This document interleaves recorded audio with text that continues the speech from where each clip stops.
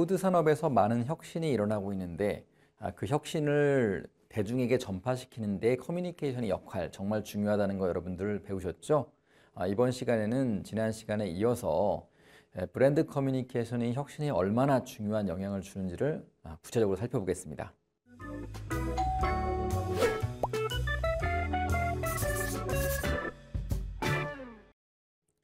오늘의 메뉴 가지고 왔는데요. 첫 번째는 혁신의 확산 과정을 여러분들이 이해해야 됩니다. 두 번째로는 혁신의 확산 과정에서 커뮤니케이션의 역할을 이해하는 것입니다. 마지막으로는 혁신의 확산 속도를 좌우하는 요인들이 무엇인지에 대해서 살펴보도록 하겠습니다. 그럼 혁신의 확산 과정을 도해를 통해 살펴보려고 하는데요.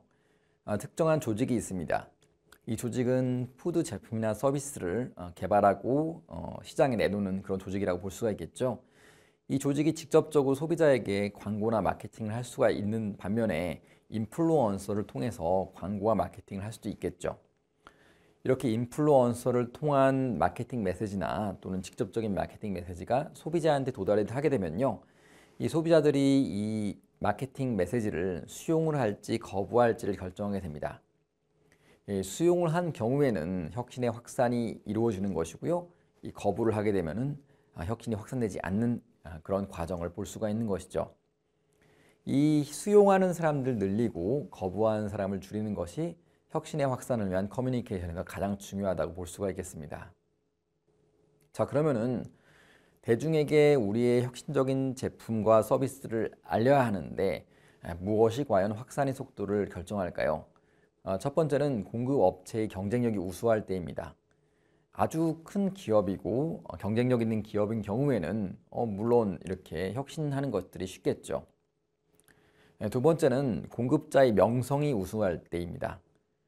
아주 유명한 제품, 예를 들어서 CJ라는 아주 큰 기업이 만드는 푸드 제품이라고 할 경우에는 당연히 사람들이 쉽게 수용을 하겠죠. 세 번째는 표준화된 기술이 사용될 때입니다. 앞서 배양육 이야기를 했었는데요. 배양육 제품 자체가 표준화된 아이디어를 갖고 있을 때는 사람들이 부담 없이 그 제품을 수용할 수가 있겠죠. 마지막으로 자원이 풍부할 때인데요. 여기 자원, 즉 리소스라고 하는 것은 기술적 자원도 될 수 있겠고 인적 자원도 될 수 있겠고요. 또는 예산을 포함하는 이런 경제적 자원이 될 수도 있겠습니다.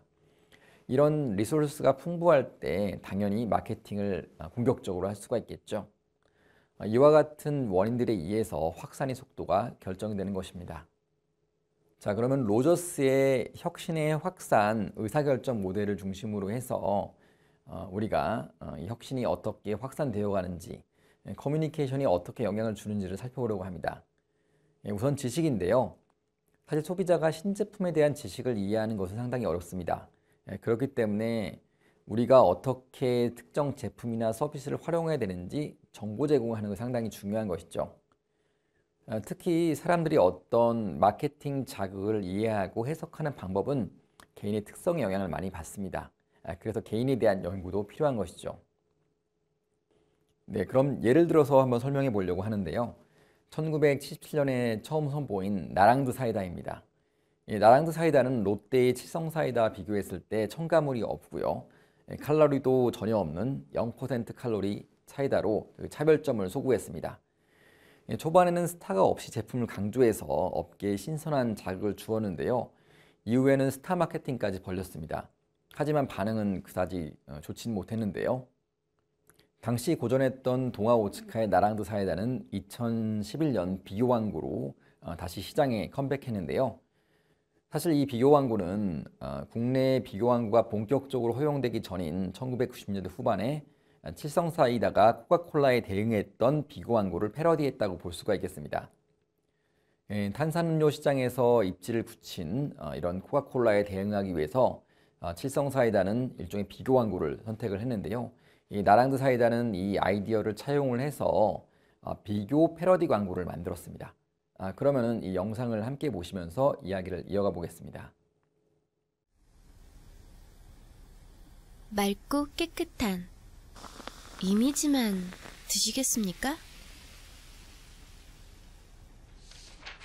나랑드 사이다는 칼로리도 설탕도 색소도 보존료도 제로입니다.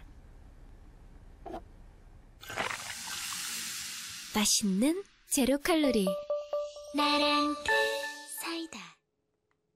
예, 상당히 흥미로운 비유 광고였죠.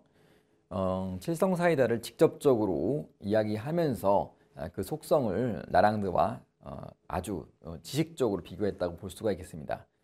이처럼 지식을 전달하는 것은 상당히 중요한데요. 지식의 효과적인 전달을 위해서는 타겟, 소비자의 의사결정을 이해하는 것이 상당히 중요하겠죠.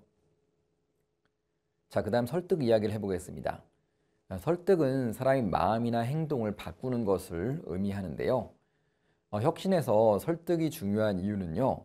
설득력을 통해서 소비자의 구매 의사결정을 바꿀 수 있기 때문입니다.